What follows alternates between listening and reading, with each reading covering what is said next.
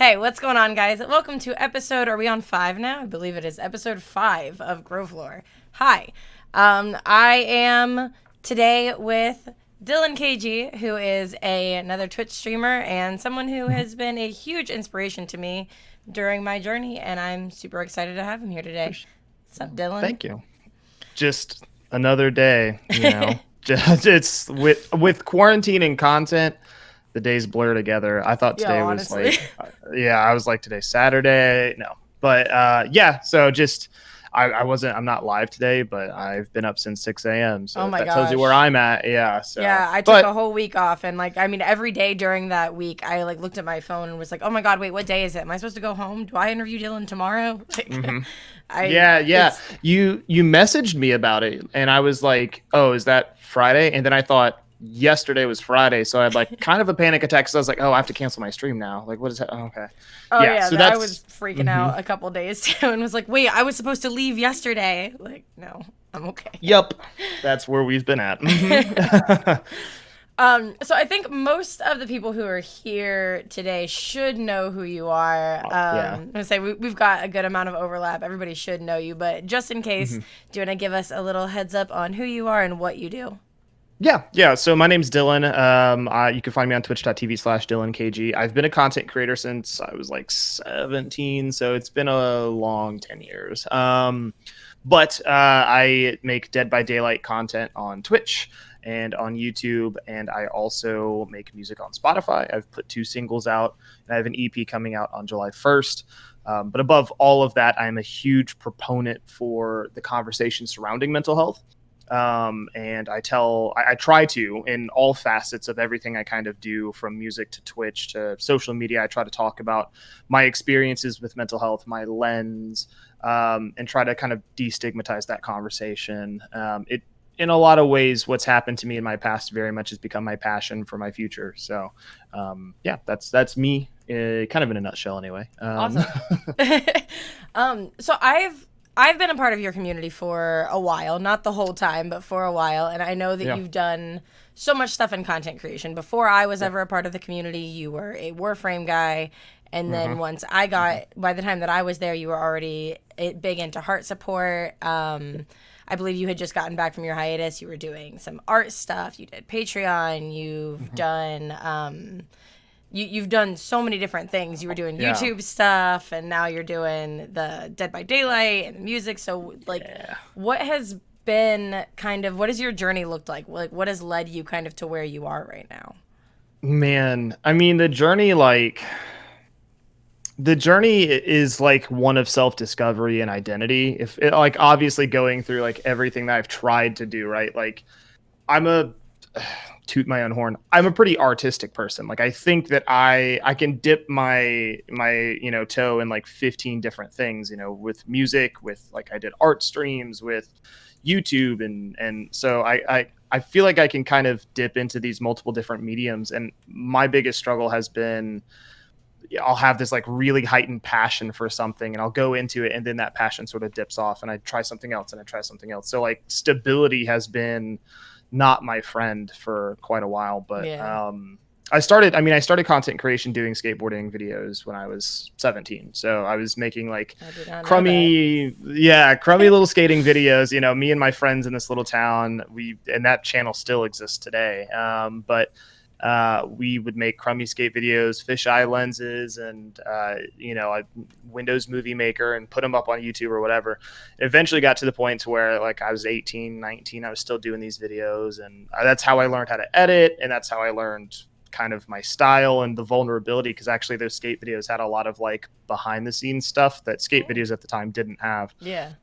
So this old YouTube channel I had got like 5,000 subscribers on it, which was like not bad for then. Yeah. I thought I was like king of the world. I was like, I'm not getting paid, but like 5,000 people kind of like me. So, but it didn't really last long. I still love skateboarding, and I miss it some days, but I got old really around like 22, 23. I couldn't keep throwing my body at stuff, and my anxiety disorders really got in my way when it came to skating, and so I kind of hung it up for a while. I was working at Best Buy. The anxiety got in the way more with the skating than with the production of the Kind of.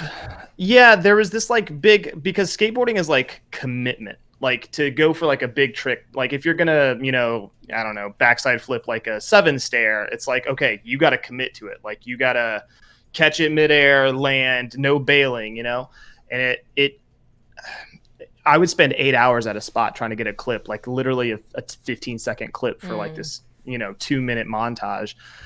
Just couldn't, the mental battle became like too much for me, because if I didn't get the clip after 8 hours, I was like, I'm a failure, and it kind of devolved into this like self-loathing spot. Yeah. So I ended up really kind of like hating skateboarding for a little bit, but not really like not skateboarding, but just what I had turned it into. So sure.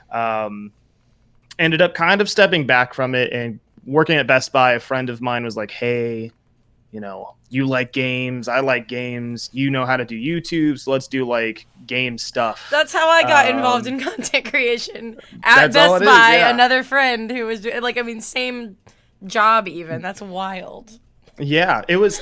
So we were both like watching Game Grumps all the time, and so we did Let's Plays. Like we did Let's Plays for a while, and we got to the point where we would sit down every Monday and record for like 8 hours, and then each hour was a video. So we would do like a video a day, really, for like 2 years. And let's just say like if those didn't do well, like I think 500 subscribers, which is like fine, but 2 years, like that many videos, it didn't do well. Sure. So he ended up like being like, hey, this isn't going the way we thought it would. I'm going to go back to school. And I was like upset, but I was like, I don't blame you. Right. So I dipped into Twitch content, and that's kind of how we got to where I am today. And being able to like do it solo has given me the freedom to try all the 30,000 things I have tried to do. Yeah. So, yeah. As I've seen you like hone in on 1,000 different things. Yeah, it's weird because I feel like I switch stuff so often that like people almost don't take it seriously, because they'll be like, oh, he'll be done with that in 6 months.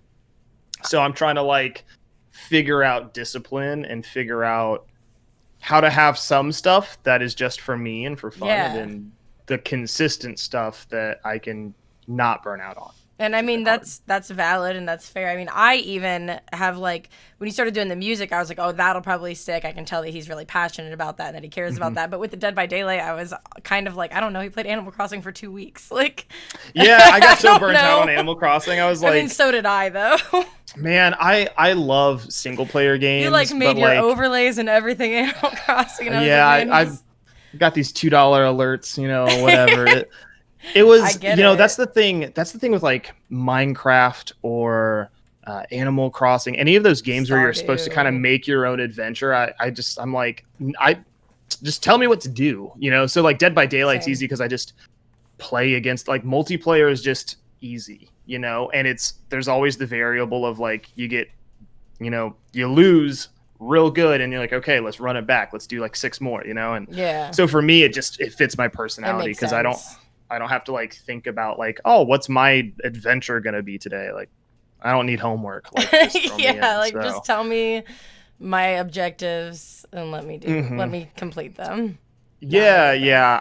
Because I've been trying to find something stable, because I know like variety isn't for me, because even when you do variety casting, you have to be very careful. Like you can't like, it's hard to play like, I don't know, like Dark Souls and then play Animal Crossing. Like, the games in some way have to sort of like have a Venn diagram of overlap where it's like Animal Crossing, Stardew Valley, Breath of the Wild, Pokemon, like those are in like the same circumference, right? But then you go left field and you're like, I want to play Doom and Dark Souls, and it's like your whole community, like half of them don't care about any of that. So I was like, but for me, I was switching back and forth so much. I was like, I need stability again. So part of the tangent, but that's where I landed where I'm at now.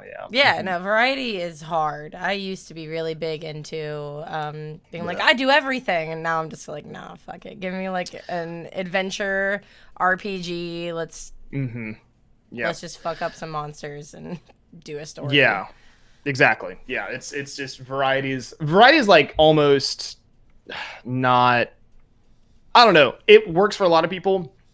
it is not worth it for me. It is just like the anxiety of like, okay, I'm gonna like play a different game today. Like, how's that gonna affect metrics? And am I gonna drop? Because even variety people that I see play variety, they'll do variety for like 5 days, and they're like, we're gonna shelve that game because it's not doing well. And it's like, that sucks. I don't want to have to go through that. Yeah, it does. It's the worst. So kind of with that, like where you've been on this super long journey and we're trying to find something that sticks, the main thing that I wanted to bring you on today is talk about your music. So how did you get involved in that, and like what is kind of the passion there? What's making that really click with you and stick? Music has always been something I loved. I was in choir in high school. I was in like a men's a cappella group in high school. Like, I've always loved music. But the problem with music was I never wanted to be in a band, because every band always breaks up because of creative differences. Or I don't know. You've seen every movie that covers it or whatever. So someone goes on a power trip and and so I was like, I'm just never going to join a band. Bands are too risky I mean, there's that thing where you think of musicians, and musicians are like this echelon of like, you kind of like don't really think about how an artist makes it. You just know they made it. And so for me, I was always like, there, that couldn't happen. But I remembered recently there was a time where I thought I could never be like a Twitch partner. I could never pull 150 viewers. I could never make a living off this. So the barrier for never started to like really sort of decay as I started streaming and stuff. So I was on hiatus last year. I stopped streaming in like October and didn't really come back till December. But in that hiatus, I was like, I want to do music. Like there was so much. That hiatus was like a really rough point for me, and there was so many emotions in it that I was like, I need to go into something. And that was, you say, the one from like right around TwitchCon, like this past October? Yeah, it was after the cancellation and before Christmas. So So right around that TwitchCon. And for me, music was weird because I don't have any like traditional practice in music. I don't know music theory. I can't read sheet music. I just am like relative pitch, and that's about it. So there was this like really long period of like downloading DAW systems to like make music and make beats and just learning and like staying quiet about it. So there was like 3 months where I was just making stuff and like kind of showing people, but not talking about it.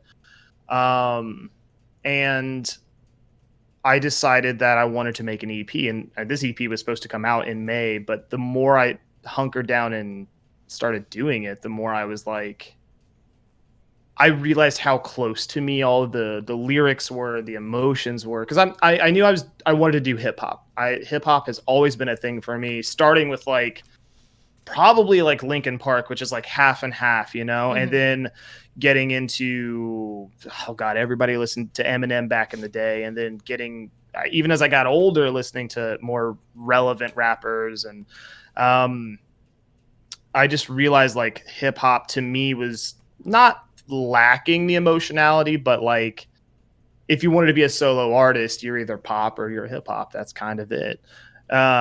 So I just started writing about like my mental health experiences, and that's got us the 2 singles we have now and the other 3 songs we're working on. And at this point I've written 15 tracks, like 15 like track lyrics, and then I've made the beats to half of those, but they'll never see the light of day because like I would get it done and I'd be like, that's not good enough, or that's like a concept but not a song, or like even all of that within the music has been so much battle for like what's like good enough, or what, the second guessing, the anxiety. So yeah, no, I get. So I know that you already, as you said, but also as I've just been listening to Confessional like 1,000 times. It's like Thanks. my favorite. I mean, I love both of them, but Confessional is my favorite. But so are you using kind of your mental health journey as the inspiration behind all of the tracks, or is that something that you're just doing for sort of these first couple, or are you hoping to continue with that theme? I want it always to be like a thematic centerpiece is the hope, right? I mean, I've sat down and tried to make like happy, upbeat, typical rap songs, and I hate them. Like, I Really? hate what I write. And I don't know that it'll always be that way.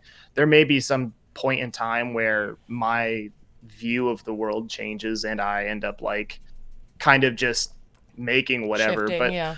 yeah, for now, it's just it's a really good mixture of like 50% self-expression and then 50% generic, so that because it can't be too specific or people won't relate to it, Sure. but it has to be specific enough that it relates to somebody. Right. And so it's finding that like balance in it and everything. But yeah, it's been primarily all the mental health stuff, because there's so many topics I think are important to me. And like I said, hip hop is just, I think, lacking a lot of that. There are hip hop artists that talk about that stuff, but it's not where I want it to be. So, Sure. if I can like throw my voice at something and contribute, Yeah, for I want to sure. contribute. And everybody's told me like, the fact that the lyrics actually have a meaning behind them is what, because I've been told several times, like, I normally don't listen to hip hop or rap, but this is good. So, Yeah. yeah. So for now, for the foreseeable future, it's 100% like probably mental health. Yeah. Yeah, no, I agree with that. That like the lyrics are definitely a big like turn on to it, because I mean I've told you already that your music is like my mental health bathtub music. Like Yeah. when I'm having a day and I need to sit in the bathtub, I'm like, all right, let's listen to Niesh. Like this is what I Yeah. need right now. Thank you. This is where Yeah. this is what will make me feel better. Hmm. I'm not Yeah. alone. So are you what I'm trying to think how to pose this question even. Sure. Yeah. What are you comfortable sharing with us any part of your mental health journey? Yeah. What I guess whatever it is that you're comfortable sharing, we would love to Yeah. hear I mean, as it pertains to all of this, because I know that you're generally pretty open about everything. yeah. That's kind of your whole shtick. Yeah. I mean, I'm an open book. I mean, most of my mental health journey took place before I knew it was happening, which I mean, that happens to most of us, but Yeah. I mean, it started in the household. I had like a half broken home where like, you know, mom cheated on dad, but dad never left. And there was always this like uncomfortability in the house. Um, and then there's a lot of like toxic masculinity. I'm not masculine enough for my dad. And there's all these like acceptance issues that I was raised having, where I didn't feel accepted by like my parents. But as I turned 15, 16, 17, ended up being in these skateboarding communities, I kind of noticed this mean streak I had in myself, but it wasn't like at other people. It was towards myself. So I ended up becoming a person who's very like self-loathing. Like I genuinely hated myself. And there came a moment where I asked my parents, like, hey, like, I know I'm a teenager, but like, I don't feel right. I don't feel normal. Can I like go get help? Like, can I go somewhere? Like, what can we do? And I was pretty much written off, which is the story a lot of people hear from their parents. It's like, like you're fine, So my parents were like, you're a teenager, it's hormones, you'll grow out of it. And and I mean, like having been raised in the environment I was raised in, my parents weren't like connected to me at all. They didn't see the signs. They weren't paying attention. They were too caught up in like finances and, because we were poor growing up. And so they didn't really show a lot of interest. So I attempted to kill myself. I mean, not like immediately after, but It was there. It's a thing that happened. Yep. I took a big bottle of pills, and luckily like it was like took them and then immediately regret and like, purged my system and threw up a ton and a ton. But I finally was able to get help after that. I asked again, and I was again and again, and I was able to go get diagnosed. So I was diagnosed with bipolar 2 and generalized anxiety disorder. Went to therapy for about 6-ish months, maybe a little longer, but was like ultimately sort of like dismissed. Like they kind of let me go, and they're like, he's fine. Like I really don't know why I was dismissed, because I don't know. Didn't feel like anything got better. Happened to me as a kid too. Like, I mean, yeah. I mean, so it just, do. I I got old enough where I didn't have insurance anymore, and I wasn't covered by Medicare or Medicaid here in the U.S. So I couldn't go to insurance or anything. I couldn't go to therapy because of insurance, and I wasn't taking any meds. So I kind of just didn't ever go back. I kind of lived friend to friend. I lived out of the country for a while. I did not have my shit together. Yeah. I lived in Costa Rica for about 6 months. Oh. Yeah. So I didn't know that. Yeah. I bounced place to place forever for a long time, and I was not a healthy person. I was not somebody you'd want to be friends with. I had this real struggle with like feeling accepted and feeling abandoned. And so like when I had friend groups, like, I craved acceptance from them. Like I needed to know I was accepted like 24/7, which caused a lot of friction. It caused me to be seen as like a clingy friend. And then I would lash out at people because I was not good at like articulating my emotions. And so I ended up like burning a lot of bridges, hurting a lot of people for a long time. And eventually last year through Heart Support, I was able to start going back to therapy, and I went back to therapy for a year as of like next month. So I was properly diagnosed as having borderline personality disorder. Still have the generalized anxiety disorder. Yay. But so borderline, funny. I know. Yeah. I mean, shoe fits, but having borderline gave me a lot of like clarity, because borderline is very different than bipolar in how it's treated and how it manifests. And being able to kind of understand that part of myself a lot better, I've been able to like catch my moods. And I'm not perfect by any stretch of the imagination, but I'm better than I was even just 2 years ago. So TLDR, yeah, that's my story. Yeah. Yeah. So how did you get involved with Heart Support? Actually, by the time that I met you, you already kind of were with them.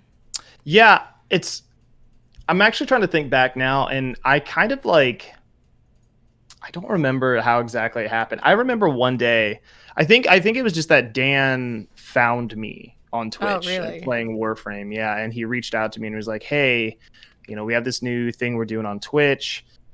If you would like to, be a part of it." And back then, that was before my life was even close to on track. So like, I kind of like, I dabbled with Heart Support a little bit, but and this was back 2017, like it was a while ago. And so like, I would like do some Heart Support stuff for a while, but then I would like kind of not. So I definitely like went in and out with it for a while. It's back when I was having a really hard time maintaining like relationships with people. But about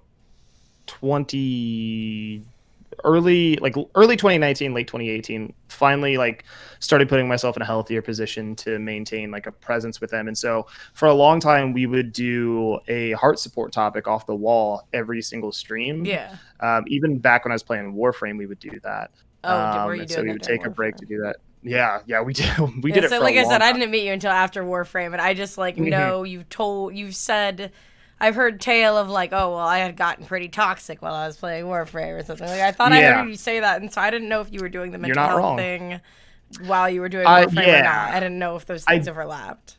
Yeah, I did Warframe for like a year and a half, 2 years. So ish. Yeah, about a year and a half. So the first like 8 months of Warframe was like not good for me, but the last part of it is where things started picking up and getting better. So we did that, and then as we did like variety and other things, we kind of kept doing that for a very, very long time. And yeah, so I've had the pleasure of like meeting up with Dan and Casey from Heart Support, hanging out with them, being part of their master classes that they're going to start doing in the next few weeks. Are you going to be in it?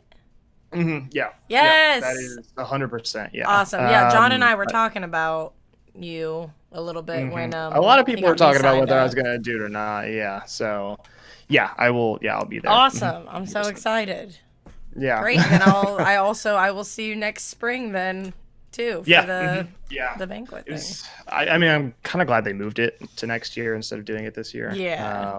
That was a scary idea. Yeah, I was scrambling to try and get the money like before COVID hit, and when I had heard about what they were doing, I was scrambling to try and figure out what to do about it. Same. It worked out for me a lot better this way. Yeah, they sort of announced it, in my opinion, a little late, but that's I also thought so. neither here than Yeah, no. yeah. Like, So. I mean, but yeah, I was trying to do it. I'm glad that it's happened the way that it has happened. Agreed. So you have had a very long journey with your mental health, very long, very in-depth, very involved. And so I know that you have a little bit of a strained relationship with your family. Absolutely. Yeah. So at what point do you feel like you had to do most of this alone, or have you, and I guess also even with like you saying you had burnt a lot of bridges with friends, have you felt pretty alone through this, or have you felt like you had something there? I would say until the past year. My most recent relationship, my hopefully last relationship, has been, my partner Ashley has been 100% supportive of this journey in a way that nobody else in my life had ever done. My parents are people that deny that things ever happen. So if I, if I were to be like, hey, like you guys kind of messed me up as a kid, they'd be like, no, we didn't. And that would be the end of the conversation. My mom can be that way as well. Yeah. And so like, I don't really talk to my parents about where I'm at in that journey. And then, my last ex and they were very like, you don't have anxiety, you don't have problems, you look fine, you're just mean, or you're just which I mean, mean behaviors can't be like, you can't hide behind mental health for like mean behaviors and stuff. Sure. I definitely had stuff to work out, but a lot of people in my life have been in denial that mental health is like a problem or that I'm struggling with it. So for a long time, and that's kind of why I'd convinced myself that I had no problems and that I was just kind of like a bad person, was just because, well, if nobody else thinks, like, it's almost like this weird, like, at some point when it's not really like gaslighting, but like you start to feel crazy when everyone else is like, no, you kind of just go like, okay, maybe I'm like making this up and I'm just a problem. I was just talking to somebody about that very recently about like, oh, well, I was told that I was wrong, so I thought maybe it was in my head. Like, yeah. I mean, when you're told like you don't have anxiety or you start to just sort of blame yourself. Yeah. So, I mean, most of it, and I mean, like, it's hard to say because, like, the journey with it all, there were years where I just ignored it. Like, it wasn't really a thought in my head. Right. But, that's fair. I mean, the past year's been the best year for it because, I mean, like I said, I found support in a lot of places I have never had before, which is also like a growing pain you go through when you're used to not having support. Having it, you're always waiting for the other shoe to drop. You're always waiting for people to walk out on you, to walk away, to dismiss you. And so it's even that support has been something to like, I've had to learn to try to accept it. I'm still not the best at accepting it. So, but yeah. I think I think you are probably a lot like me in the way that, like, I mean, that I do mental health stuff as well. And because my whole thing is I felt like I didn't have anyone for so long. And I would like to be able to give somebody someone that they feel like they have in their corner and that they relate to. And I think it's so, I imagine that's a lot of kind of what your goals or hopes are with the music. What do you feel is like, why is it that you feel it's so important to get this out here, like your story and with the music and with the stream and everything? Like, what is it in you that is like, it's so important that this is shared and that people hear this music and this story and this journey? Yeah, I mean, somebody dies from suicide like every 40 seconds, I think is the statistic. And that's high. Yeah, that's very high. I hated being at home when I was a kid. And there's so many people in my community that feel the same way because you just feel empty and alone and you have no way out. And when you're 15, 16, 17, you still have years before you can even think about leaving because financial responsibility and right now finding a job's impossible. Right. I remember being that kid. I also remember being younger than that. I remember being 13 on the bus with a Sony Walkman, like hating the fact, like the bus used to be my favorite time because I was just a face in the crowd. I was just listening to music. I wasn't home and I wasn't at school. I wasn't being bullied in either spot. I was just I just sort of existed. Mm-hmm. And I remember the music I would listen to was like so cathartic. Like whether it was, like I said, Linkin Park, or whether it was Eminem or whatever, like there was this real emotionality that I needed that connected me kind of with myself. It's like I'd heard the lyrics to these songs and was like, this gives me the ability to process what I'm feeling. Yeah. It's like the lyrics were putting my emotions to words. Right. And so for me in my journey, I want to try to be something that I never had, in terms of like a community space. And I want to try to be what I did have in terms of music, because music can really save lives and help people get that catharsis in a way that maybe, it sounds like very God complex ish, but yeah, if somebody listens to the song and doesn't do something stupid, or if somebody listens to a song and they just feel like relief, that's what matters. And like I said, when I was 16, I didn't have really anybody. The internet was not what it is today, right? It was like kind of mostly MySpace and barely Facebook. And so there's no like streaming. There was no like online communities really. Like it wasn't.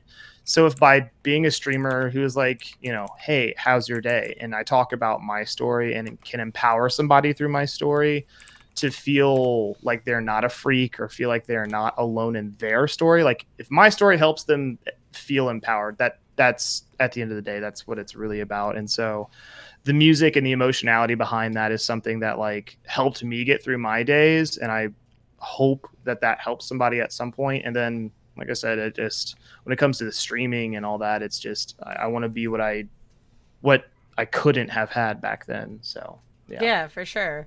Okay, so I mean, I want to ask you this now, because I've now seen a couple people throwing artists out in the chat. Slurp keeps saying the same one with no other context or no questions. But Sure. who are some of your inspirations, or people who you pull from, or who you really love? For music, it's always been like it's been weird. When I was little, it was angry, like it was a lot of like System of a Down. It was a lot of like that genre, right? Yeah. Like I never liked Papa Roach, so don't put me in with those people. Right? But like, but did you like Trapped though? No, nobody likes Trapped. Not even Trapped likes Trapped. You right. Yeah, like Drowning was a puddle of mud, and like no, I wasn't into any of that. It was mostly like System of a Down, a lot of like Linkin Park.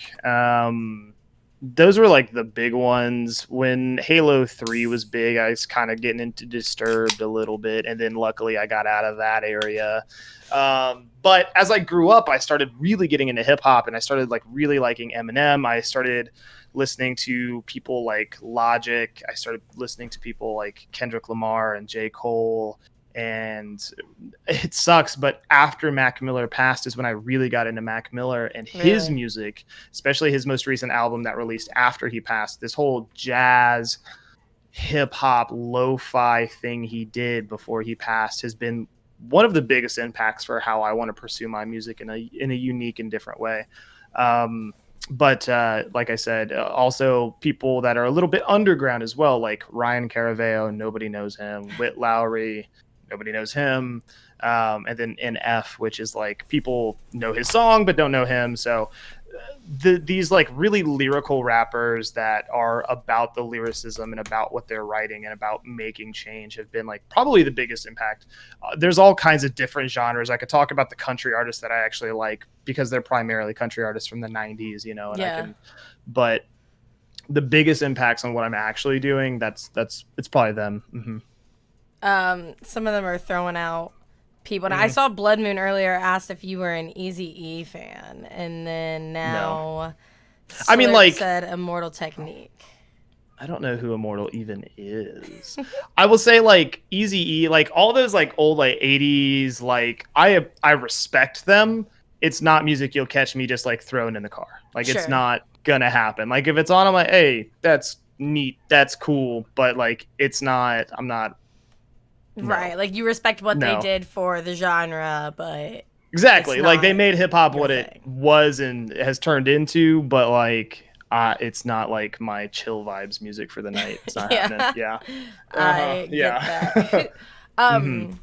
Who would you say is okay, so if you were to throw together a playlist of like, oh, you liked these people, you will also like Niesh. Like who would you say are people who you're like the closest to, or who like if you're into these? Yeah, here's it's some actually vibes.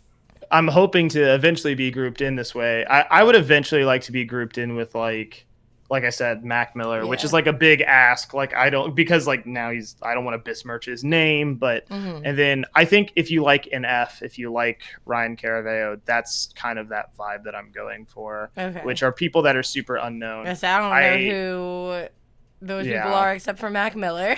If you know the song like Let You Down, which like if you ever Spotify search it and you hear it, you've probably heard it.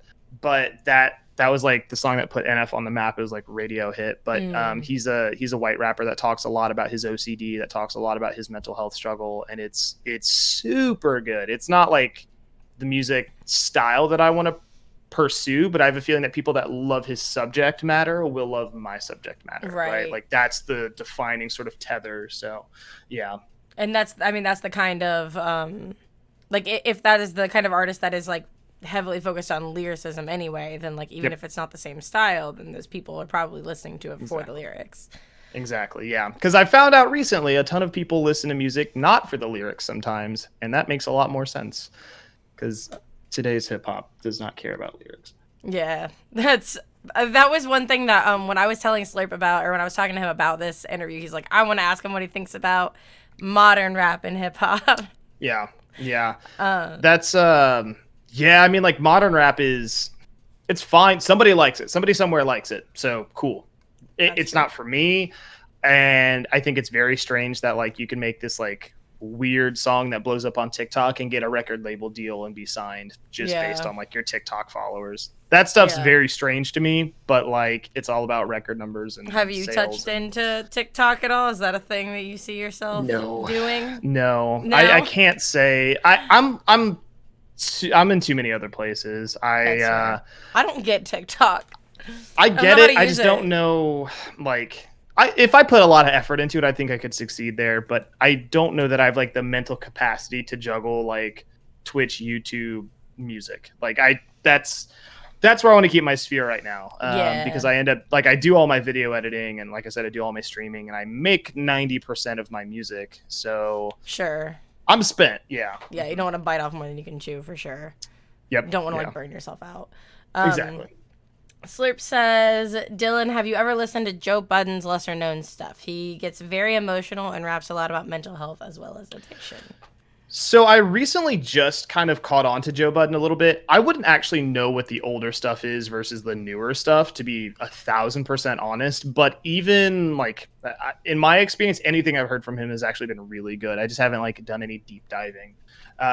Because really the only time I listen to music is when I'm in a car and quarantine. So, but I think that Joe Budden is, even if I've listened to it, like I've never heard anything bad necessarily. So yeah, I wouldn't be surprised. Epic Wall asked, Dyllon, do you write the lyrics first and then the beat, or the other way around?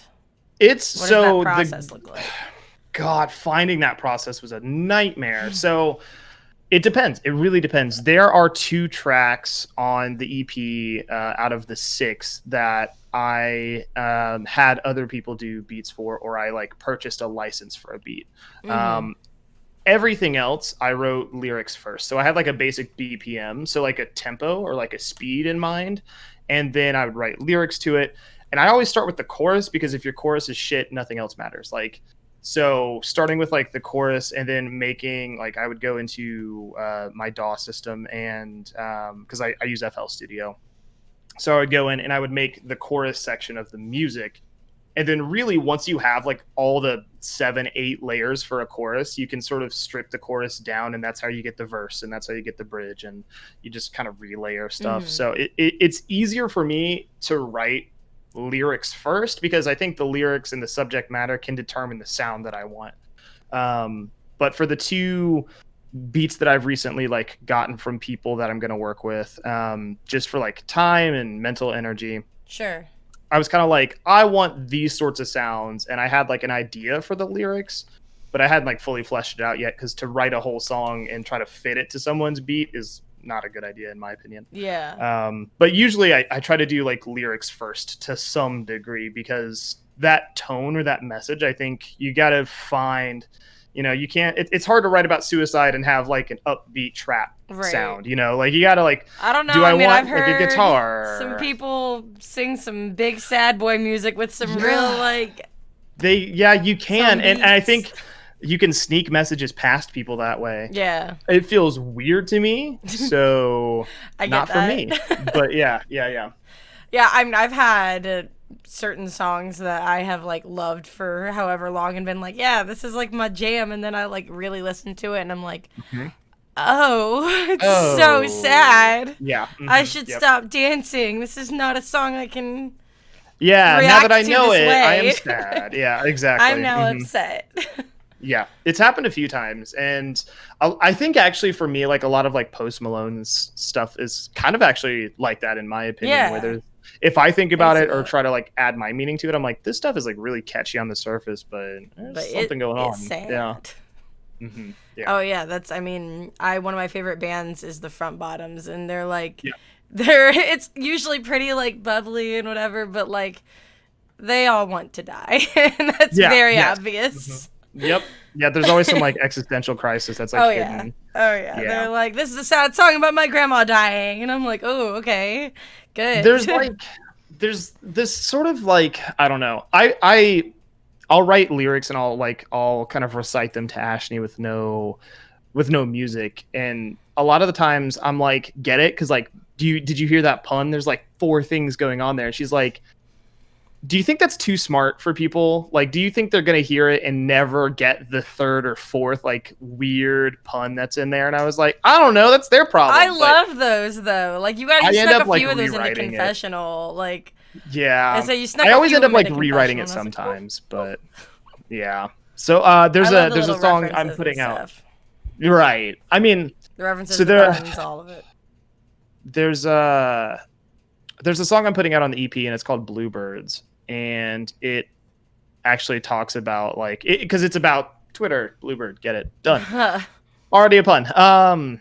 That's good. But it has like a lot of like kind of little references to like Twitter culture and cancellation and like keeping receipts and stuff like that. And it's kind of like laden with like different puns and stuff. And I think that's the one that like kind of has the most baked into it. I think everything else has been like pretty straightforward. That one's the first time I'm like truly putting something out there that experiments with that idea. So yeah, so we'll see if people like it or not. If it's too smart or not, we'll see. Yeah. Slurp said that shit's always hit or miss. It doesn't matter though, because one person will get puns 1 and 3 and another person will get 2 and 4. That's kind of the beauty of all of it, really. Yeah. The thing is for me, as I listen to a lot of music that like hits me emotionally, because to me, I struggle a lot with lyrics, and I'm always trying to make sure, like, my biggest fear is like, is this too corny? Is this too cheesy? Is it too melancholy and sad? Or is it like simple enough and to the point enough? Or there's always this like conundrum I have. So the biggest thing for me is experimenting with something that's like accessible but has like hidden depth, and that's been sort of trying to find that balance so that people can listen to it and catch the chorus and be like, this is catchy, I like this, and then get the second playthrough, the third playthrough where they can kind of think through the lyrics, which is hard. But, yeah, no, for sure. Do you feel like you have like a favorite track that you've done so far, or a couple favorite tracks that you are like more like just extra excited about? Not yet, actually. I mean, like, my goal with everything is to like be better than the first track. So with Confessional was the first thing I recorded, the first thing I put out. It's so good. Nerve-wracking experience. Honestly, I look back at Confessional and I'm like, I don't hate it, but I'm like, I'm already so much better than that. I love it. I love Confessional.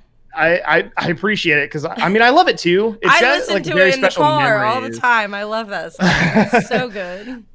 Instead of 15 and a half hour drive, I listened to Confessional several times during that 15 and a half hour drive. The whole 15 hours. Yeah. Yeah, I only listened to Confessional for 15 hours. That's a confession right there.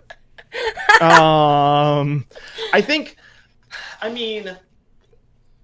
the song, my most recent single that came out, and it's a whole different vibe, but I think that it has a better chorus. Obviously, it has a chorus, so it one-ups Confessional. I guess Confessional's one stream of thought.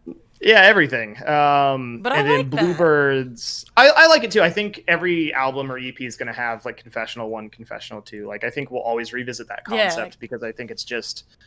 Yeah, I like that. Not for every song, but yeah, I like that there's like that. Yeah, there'll always be stream one track. of consciousness, basically, is what it sounds like. Is like, and especially with like how you add in the end, like I don't even know what the cadence of this song is. The end of it where you're like talking, it makes it just feel like this is just me going, like I'm just doing it. It feels less like rehearsed and written, and more just like this is my brain. The ending was an accident, actually. The idea was to eventually, we had 2 more stanzas to do, and I had just written them. I was like, I need this to be a little longer. I'm just going to write these on the spot. And I wrote them, but I just wrote them, so I didn't have the cadence for like how they rhymed necessarily. Yeah. So we were recording them. We recorded it 4 times, and I was like I slipped up, and I was like, man, like, fuck this. Like...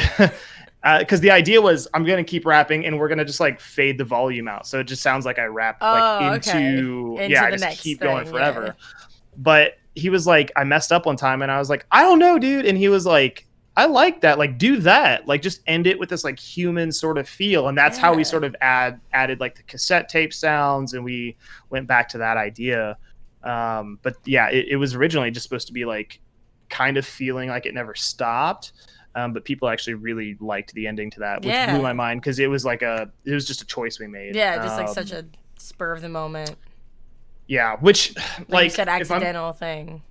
Yeah, I mean, if I'm being honest, so that was the only song in the EP that was actually recorded at the studio. Everything else has been recorded at home, and I've sent it to him because of COVID. We were distancing, so I was like, I guess can't come through.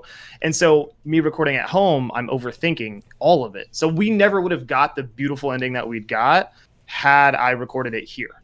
Which because he wouldn't have heard all those little like fuck. Yeah, I would have tried to get the perfect take, and we would have sent it off, and it would have been polished and. So it's just, I don't know, the weirdest stuff happens. Happy accidents. Yeah, it honestly was. It was, yeah. And, because I love that. I think that's even my favorite part of the whole song is that it ends that way. Like, that really just, like, ties it up for me. I like that. Yeah. Yeah, and I keep hearing that. And so it's like more humanity, I guess, needs to be injected into this stuff. Yeah, but, and I mean, I think that's, especially with your message being about mental health and kind of like, I mean... Like we had said earlier, the goal is so that someone else doesn't feel so alone and so they know that other people are feeling this too. I think things like that make you not just an artist who wrote something that would be appealing to someone, but someone who's like, no, I went through this. I'm going through this. This is real, authentic. I am real. This is reality. Yeah, it's kind of speaks for itself in a cool way. Yeah, I like it a lot. I do as well. Is music on Spotify, Dyllon? Yes. Blood Moon. Yeah, it's on Spotify. I could actually go ahead and find it because it's on. Yeah, I would say if you want to find your artist page. He goes by the stage name of Niesh. How did you come up with that? That name, so I wanted a name. I don't know where I got this concept or idea. I wanted, here's my link actually. Because when I hear, I always think of, because we're streamers, I hear like finding your niche, and I'm like, his niche is music. That's the idea. So I came up with, I always wanted a name that was like a noun that is traditionally used for something else. So I figured like, what's the thing that's going to make like my music important or stand out or different, and I kept coming back to my story. My story is what makes it different. The fact that I'm telling my story through it is what makes it different. It's not generic because it's literally my lens. It's literally everything I've gone through. So when I was thinking about like my niche for music, it was me, and so I just kind of took the name. Yeah, I like so that. it was Yeah, and I mean, it worked translates, out. it reads. It's like I said, like that's what I think of when I hear it. I'm like, oh, he found his Mhm. niche. Music is his niche. Yep. His Yeah. him and who he is his niche, and I dig it. Yeah. Yeah. What are some of your future plans or hopes for, like, in a perfect world, what happens next? Like, what is what are you hoping? Pre-COVID, the idea was have this EP done and start like getting on stage and like open mics and stuff Mm-hmm. here in Houston. And but at that, I mean, I'm not going anywhere for a long time. So for now, it's get this EP done. I want to actually do like a Mac Miller tribute track on the anniversary of his death this year, which I think is November. It'll be 2 years. And aside from that, I would love to have an album done by December, but I don't know about that. We'll see. I guess some of that depends on what happens with COVID and everything, right? Like that, and if I could just push past like all the anxiety I have about writing and just like get tracks done. I mean, like I said, I've written like an you have, like, album's worth of music. songs Yeah. done. No, I mean, Do them. yeah. Show us you're human. Be and human. then, yeah, I mean, there's this. I think the more stuff I put out, the more I'm gonna like be comfortable with what I write. Like the first few things have always been like, is this going to be acceptable or accepted? And as I do that and I see that like people accept what I write or how I write, I think it'll get easier to like push past it. So hopefully by the time the EP drops, I'll just kind of be able to get past that a little bit. And then yeah, I honestly, I don't know if TwitchCon's happening this year, but my thing, what I'd love to do is do acoustic stuff, because I know there's so many of our friends that play guitar on Twitch. I would love to see TwitchCon where we go to an open mic, maybe we rent out the bar or something, we invite a ton of people, and like I play up there with a few people, like mix and match collaborations. That's very important to me, because I feel like in a weird way that legitimizes me a little bit more than like putting out internet music. Your ability to play live. I mean, everybody calls them bedroom rappers because, like, you know how many people say they rap, but it's like they've never got on a stage and done anything. Right, like SoundCloud rappers and whatever. Right. So it's like, that to me, it's like getting in front of my friends, which is the most anxiety. Like, it's almost in front of strangers. I don't care. I'll never see them again. But in front of friends, it's like, did I bomb? Like, am I a joke now? I get that. Like, with everything I do, I'm like, oh, if fucking Joe that I see sometimes at Kroger thinks that I'm ridiculous, then I don't care. But like, I don't want my friends to think that I'm dumb. Yeah, I need to be accepted in that way. Yeah. So, I mean, one of my big things is like, yeah, I want to do that at TwitchCon. But for now, I'm just focused on the EP. And actually, like, after this, I'm taking most of the night to write lyrics and just chill on the couch and like get stuff done. But yeah, so right now the big focus is the EP. If you guys didn't know, Heart Support's in the chat. We're going to be selling the EP. It's going to be free, so you can listen to it on Spotify, Apple Music, or Apple Music's their streaming service, right? Anyway. Yeah, I think so. So you'll be able to listen to it for free, but we will be selling it, and I think it'll have like a bonus track or a bonus thing on there. We'll see if we can, but we'll be selling it. Yeah, and so we're gonna sell it for $15 for 6 tracks and a bonus, and $5 of that is gonna go to Heart Support. So 30% of all the money my hope is like sell 50 of them, whatever, and then that's like $250 that goes to Heart Support. Yeah, hell yeah, that's fantastic. I didn't realize you guys were doing that. That's awesome. Yeah, I mean, they didn't know I was doing it. I just wanted to do it because I always want to put back into. Oh, this wasn't like a plan or a collaborated. No, it's just something I'm doing. Yeah. Okay. And I want that to be in perpetuity if I can. So, every 5 goes to them, which is something I'll have to keep up with. Eventually, I'd like a smarter way to do that, but we'll see. But that's what I would like to do, because if I'm going to talk about mental health and be about mental health, I want to contribute to other organizations that are doing just as much, if not more, than I am. So that's phenomenal. Do you think you will continue to make it heart? Like, I mean, I know that we both have done stuff with Heart Support. Do you think you'll continue to make it Heart Support as the target of the stuff, or are you thinking about doing things like Take This or Mental Health America or other mental health organizations as well? I haven't thought about it too much. I would like, ideally in a perfect world, I would like for it to vary. So like, this album goes to this charity, this album goes to this charity. I think that would be great. Logistically, no idea. Right. Because I know, AFSP, To Write Love on Our Arms, like all these wonderful organizations. But if there's a way I can set it up so I have a website where a cut goes to them and I don't have to touch it, that'd be great. Yeah. Again, I don't know how any of that works on the back end. It's easy on my first EP to handle it myself because I'm not going to sell 1,000 copies or whatever. Right. So, Like you're not expecting to like I'm not blowing up necessarily. Yeah. So, but we'll see. So, but yeah, I think it's really important that I give back to an organization. I mean, the reason Heart Support's the first target is because without them, I wouldn't have gone to therapy. Yeah, last year. absolutely. I wouldn't have, figured this all out. Yeah. Heart Support, I know, has done a ton for you. They've done a ton for me. Yeah. They do so much for so many people. Anyone who is not aware of Heart Support, time to be aware of Heart Support. Should check out their Twitch, check out their website. They've got forums and resources and yes, the forum is like I'm giving like the cliff notes because pretty much anyone who knows me or Dylan knows what Heart Support is and is like familiar. But Heart Support, they're phenomenal. Yeah. They do so much for their people. Free books, go to their streams, follow them on Twitch, like be in their chats, and there's Stan and Casey are great. Yeah. There's so much going on. It's so good. It's good. Wait, 'tis time for what? What's happening? Oh, because I said it's time to... No, I just said it was time to check out Heart Support. I didn't know where it, like... Slurp in my chat said, 'tis time. And I was like, wait. And you're like, 4 are we being... Right? Yeah. What's happening? Anytime anyone says that in your chat, there's suspicion automatically. Yeah, exactly. I'm like, wait, what is it time for? Even though I just said it was time. It was my fault. Shit. I had a thought like a minute ago and then I lost it. It ran away from me. It had to do with what you're doing next with your music. It was something that I didn't write down and then I thought of. I am all over the place. I'm the worst host right now. But yes, Heart Support. That's what I was gonna say. While I try to think of what is going on, I'm gonna read the chat a little bit, see if anybody has any other questions for you. Sure. Yeah, I'll take any. As I have lost my train of thought. If any of you guys have anything that you want to ask Dylan about his process, about mental health stuff, about content creation, music, whatever, throw them in the chat and we will check that out. Mouse named Gray. Music's not the style I typically listen to, but it's still beautiful. Listening to it and listening to you talk about it, Dylan. It's clear that you care and that you've been through the ringer. Absolutely.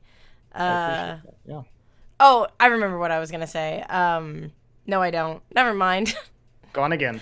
I am such a mess. I just need to write it down. Yeah. Slurp said, DyllonKG, do ya spit off the top? I do, but not without a beat. And there's no way I could have a beat over here and you guys hear it. And... So I would, and I'm trying to actually orchestrate it so that in my own stream I have like a bunch of beats and we can like do fun stuff like that. But it's not easy to set up. So do like some channel points or stream loots or like goals. That would be the idea. Do some stuff like that. Where like. Yeah, I'm gonna be doing a subathon next month, yeah. And so that would be like a big goal. I actually want to do a fun thing where the community helps me write a song, and then that goes on to like the album. Yes. So like, they give me concepts, or they like write their own lines, I love and that. then maybe I'll tweak it. Yeah, I think that stuff would be super cool. I love that. Yeah. How has the response from everyone else affected you? That's the question I was going to ask you. Was like, I know that you have talked a lot about like imposter syndrome and about this idea of not being enough and, they're just saying they like it because they like me. And I know that's been a thing. So what has been the response that you've received and how has that affected you? How are you kind of receiving it? The first, when I put Confessional out, anytime you do the first of anything, if you hype up like, I have a brand new YouTube channel, your first video is going to pop off way harder than the second, the third one, right? Because people want to see the new thing. Oh my God, it's new. And so when I put out Confessional, people were like, oh my God, the new thing. I've never heard a song. And so Confessional to me did numbers that don't even make any sense to me. I think it has like still 3,500 plays, which first song, that is insane to me. Yeah, for sure. It gave me numbers. Yeah, I mean, like I expected like 70, 80, but it's still, I mean, I don't know, it's crazy, but it gave me a lot of confidence, but it almost like it was like a net neutral where I ended up getting a lot of confidence, but at the same time I was like, now people are expecting something. So my biggest struggles, and I call it thinking for other people, but my biggest struggle is, who out there is watching and like just kind of like being like, you know, and that's where a lot of the overthinking comes in. So for me, it's been mostly good after the second song. It's getting easier to release stuff. And I'm finding that I'm coming into my own in terms of writing stuff and finding a groove. Because In My Head has like a decent chorus. It's not my favorite chorus actually, but Bluebird's the most recent song I've finished, has a wonderful chorus. I think the chorus is the best part of the song, which is what you want. So I myself am finding my groove, and the fact that other people like the stuff is good. Do I still think sometimes that people are just gassing me up because they like me? Yeah, I do. I don't know that that's ever going to go away. There's a level of like humility in that, I think. I never want to think that I could just put something out and people will like it. To a degree, I like the fact that I overthink it a little bit, but I just want to scale it down so I'm not overthinking like everything. Yeah, no, I get that. And I think even though and that's valid. I've definitely like been there when I do something new and people are like, "Oh, it's great." I'm like painting is a big thing for me. Whenever I paint something and people are like, "Oh, that's so good." And I'm like, "You just don't want to hurt my feelings." Like, right. You just like me. But I mean, that also means something, especially because you're putting you into this music. This is you. This is your story. This is your words. So like maybe there is an amount of people who are like, well, I like him, so I'm going to support him because I like him. But that extends into liking the music because, like, I'm not a big rap and hip-hop fan. That's not really my thing. But I really enjoy your music. Like, it sounds good, and also lyrically it means something to me. And, like, your story and your journey, the more that I hear about you, like, we have a lot in common. We've been a lot of the same places. And so I hear a lot of myself when I hear you. And like when I hear your music, and I'm like, yes, I've been there. I feel that. Like that is he's telling my story for me. Like and that's what you want people to feel. Exactly. Yeah.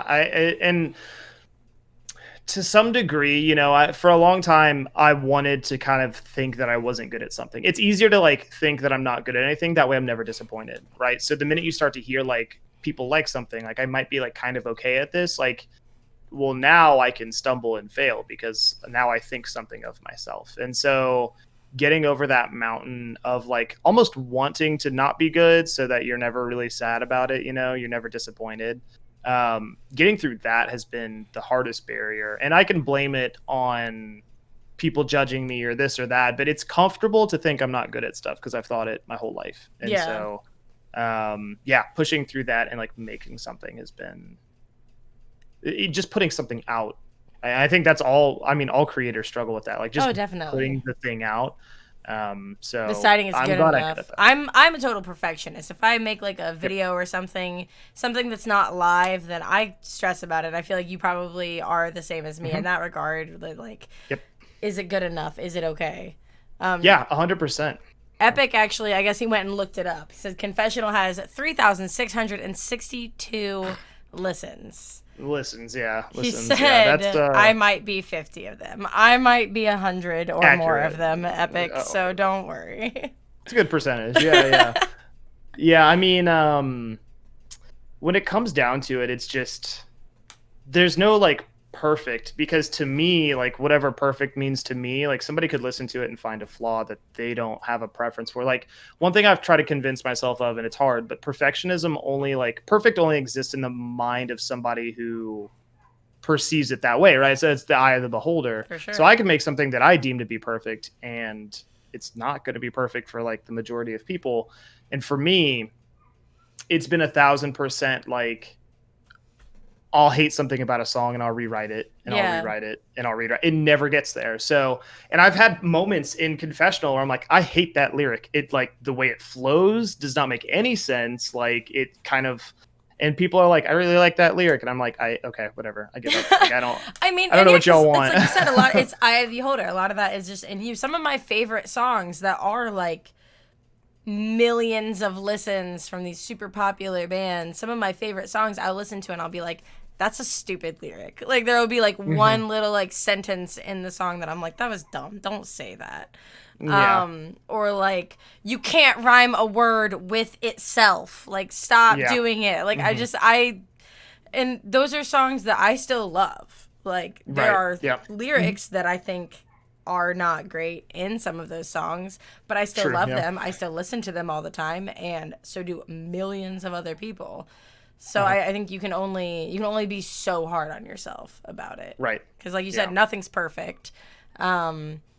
There's I cannot think of anything about Confessional that strikes that chord of like, I don't like that. Don't say that. Yeah. I'm sure you can because you wrote it and it's your baby, and it's like, like I said with my paintings, I've got 2 paintings up there that like, there's on one of them it is a night sky and a tree and a girl sitting on a hill with her hair blowing, and I think I touched the black paint and there's a little spot that I can see that I like touched it with my thumb or something, and I'm like, oh no, and other people look at it and they're like, it's just a leaf, and I'm like, it's my thumb, it's not a leaf, it's my thumb, and I hate it and I'm mad about it, like, but like it's fine, nobody cares.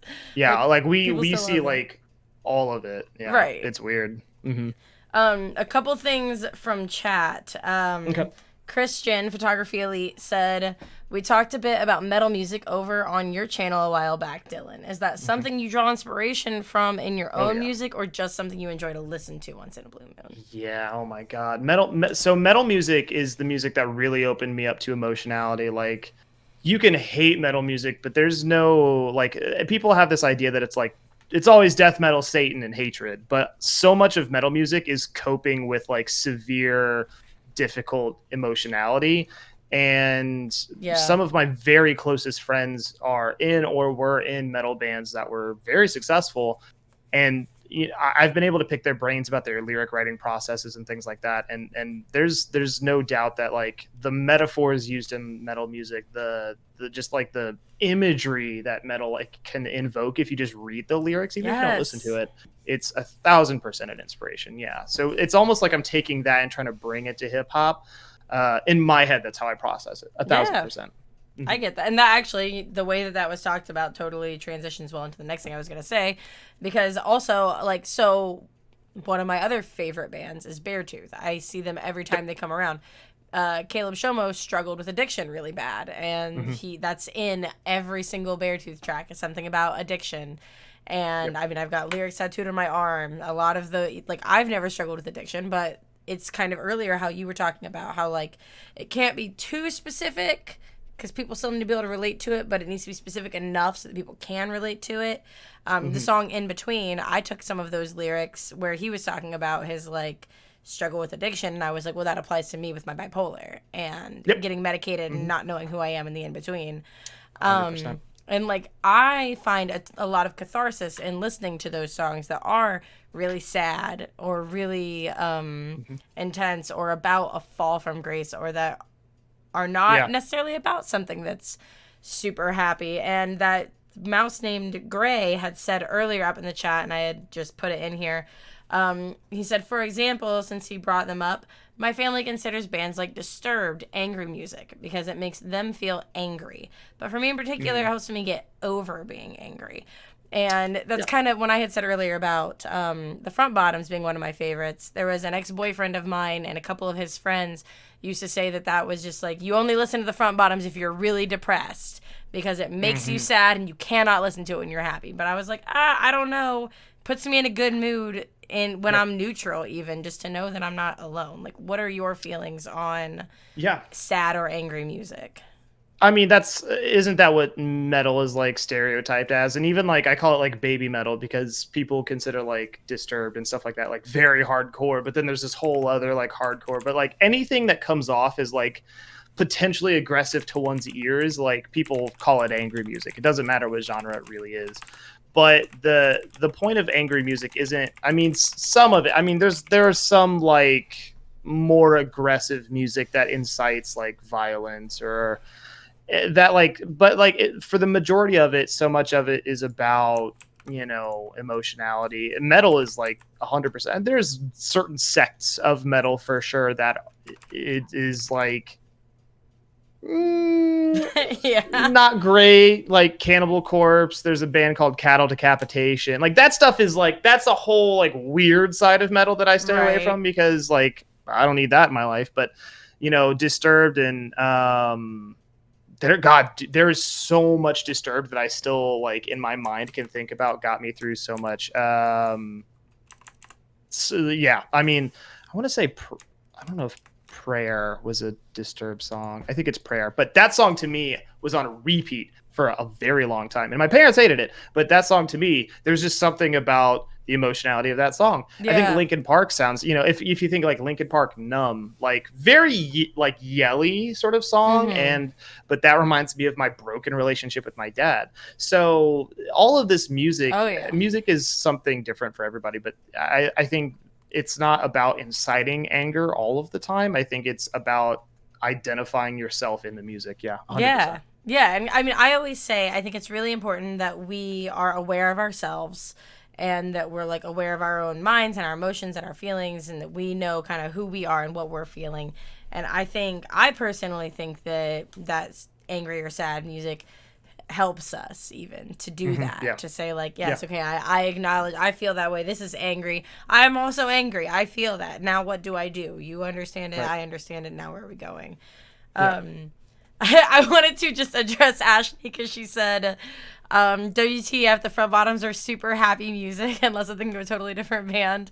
Because we literally had a whole conversation about that earlier, about that, like, they're another one of those that sneaks kind of the message in a little bit, because they're like upbeat and cheery, but then they're like, this is a song about, like, I mean, this is for the liars living in the watery, broke down frames of my friend's body or something. Like, it's all, they sound very happy, but their messages can be so sad. I want to address actually Photography Elite, because I think the issue that he has with hip hop, he says that that's always been my biggest gripe with hip hop and those types of music in general, is I can't relate to the words. It's just nonsense. With metal, I can relate a lot. I think, interestingly enough, your issue with hip hop is the issue a lot of people have with metal. They haven't actually taken a second to like find the one that connects with them, right? Like if I showed you Cannibal Corpse, you would be like, this does not mean anything to me. Like maybe these blast beats are great, but you know, but if I showed you like NF or something like that, you'd be like, oh, this is hip hop that actually kind of resonates with me. Even if you don't like the hip hop, it resonates. So there's that, like, there's big genre, and then there's like the little part of it that really speaks to you. You always got to find that. Yeah. And so what do you think is kind of the overlap with, I guess, what do you feel like all people can probably find something in every genre? Like, because I mean, I guess there's some people who, I personally am much more into the lyrics of anything than I am the sound itself, but that's because I love music. So I feel like I can probably find a song that I like in any genre if the lyrics speak to me in some way. What do you feel about like lyrics versus beats and sounds? It's hard. I think you could find I think it depends on why you listen to music. There's a lot of like people that listen to like trap music that has like no substance, what I consider to be no substance.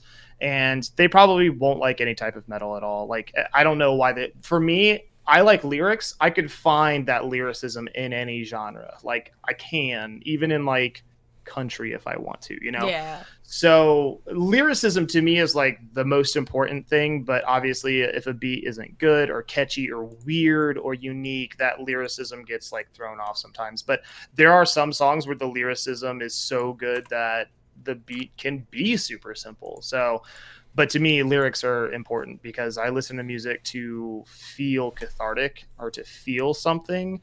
Even when I feel good, the lyrics have to be important. Part of that. The beat isn't solely what makes me feel good. It's got to be something else entirely as well. So, yeah. Slurp's making fun of me in the chat because I like Oliver Tree and Hobo Johnson, who both are maybe not like the greatest musicians, but like I like it. But they resonate with people. Like exactly. anytime you hear, God, what was the song that made Hobo Johnson blow up? Peach Scone. I don't even remember Peach Scone. Yeah. Like the minute Peach Scone came out, everybody was Everyone was like, "Oh my God, this is the me!" One. Like, and he's kind of a terrible artist. He's not that great vocally. Vocally, he is not good. But and that's all but he does. Like is he basically style. just talks. Oh, it's basically spoken word poetry over a beat. And like a lot of people don't like that, and I understand why they don't like that. That was Bob Dylan, though. Huh? Like a lot of people like Bob Dylan. I'll tell you right now, Bob Dylan sucks as a singer. Yeah. He's like not a good singer. He doesn't even like rhyme, which breaks like a lot of like music, right? But people love Bob Dylan. So is Hobo Johnson the next Bob Dylan? No. But like, not at all. If you could find yourself in it, it's exactly. And I mean, okay, so like, because Hobo Johnson has a song called, I don't even know what the hell it's called, and it doesn't matter. But the hook, I don't know if it's the hook or the chorus. It's somewhere in there. She makes my Mondays feel like Fridays. She makes my Ruby Tuesdays taste like Benihana's. And he just wrote, you make my Fridays feel like Benihana's, because he's making fun of me now for liking Hobo Johnson. Because he's not good. But I like the things I like the words that he writes. Says, I like the things that come out of his mouth. I'm into it. It maybe doesn't sound great, but I dig it. It means something to me. Mm-hmm. Right. Yeah. The lyrics of a song. The lyrics of a song is like a lost language. Every person who tries to translate it will come up with a different meaning, is what Mouse Named Gray says. That's why when you write lyrics, in my opinion, you have to write something that is kind of personal but kind of generic. You want to be able to give people a template to apply it to their own life. So if I talk about like what you said earlier, addiction or feeling lost or feeling lonely, to me that means like potentially suicidal, but to some people it could mean like they're going through a life transition between jobs and they just quit their 7-year job and they're moving to, like, it can mean boyfriends, relationships, they just lost a pet. Like, people need to be able to apply things to their own life, and so you have to be able to like hit that little bit of generic but also be able to like kind of throw a dash of your own experience. Yeah. There's a lot of bands I like. Manchester Orchestra is one of my favorite like indie rock bands, and they are like heavily religious, but the way they phrase everything, I apply it to my life and I can ignore like the religious undertones. Yeah, exactly. It doesn't matter. Yeah. Right. So like you don't need to take that part to still get something out of it. And that's interesting. I was actually just talking to Slurp this past week about a song that he had written that sounds very much like the way that the lyrics are written sounds very much like mourning of a breakup. But when he explained it to me, he was like, no, that's the way that I wrote it, which makes sense because like you need people to kind of get it and relate to it. But like to him, that's not what it was about. To him, it's about moving on in your life and like growth and leaving behind a part of leaving behind who you were to become who you are, and like that difficult transition. But it was written as a breakup song because everybody's had a breakup. Everybody gets a breakup. Yep. Easy. Yeah. I'm gonna take a look again at. I was gonna say I got like 5 minutes. Yeah, I was gonna say I am out of my questions at this point. So now it is just, let me take a look at chat, see if they have any last minute things, and then I can wrap the thing up. Okay, he's talking to Epic. Let's take a look. I don't see. I think we have pretty much answered the things that they need to say. So awesome. Good. Cool. Did the thing. Yeah, we nailed it. Great. If you want to give us one more for anyone who maybe came in the middle and didn't get when you introduced yourself, you can tell us again who you are, where we can find you, what kind of things you do. I have mod only for the links, so Christian, can you drop again for me his Spotify link? So my name is Dyllon. You can find me twitch.tv/DyllonKG. You can also find me at Twitter at DyllonKG. And then, like I said, Spotify link there. I have 2 singles right now, and then I'll have an EP in almost 40 days, so June or July 1st.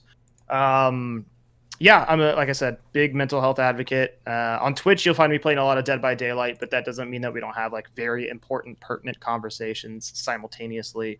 The game is more or less like I like to educate on the game, teach the video game, stuff like that. It's a good backdrop for those other kind of deeper conversations. I pull people in with the game, and then I force them into the conversation. So, yeah, hell yeah. But yeah, like I said, my life experience is my passion, and what I went through is what I don't want others to have to go through. So that's no matter what, I want to make an impact through conversation. So yeah.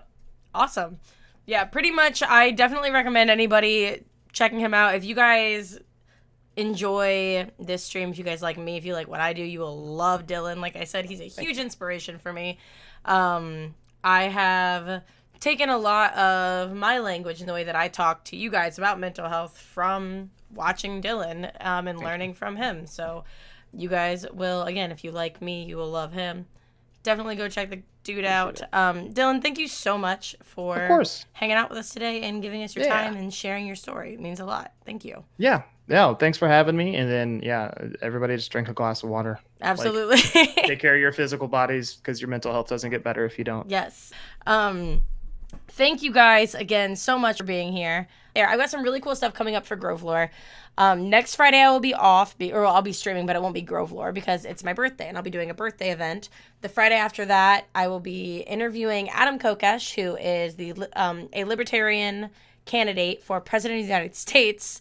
I'm super stoked for that. And then June 11th, I will be having another discussion panel. There will be 4 to 5 people other than myself on that panel. I'm still kind of finalizing that, discussing mental health. And then the week after that, I have a very special treat for you guys, and I will be talking about it in the Discord.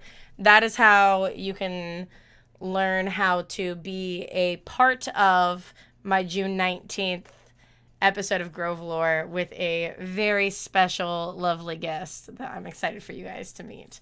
It's not top secret, but it's a little top secret. So get into the Discord and do the thing. Thank you guys again so much for hanging out. Thank you for the hosts, the subs, the follows, the everything, just for existing in my space. I am blessed to know any of you.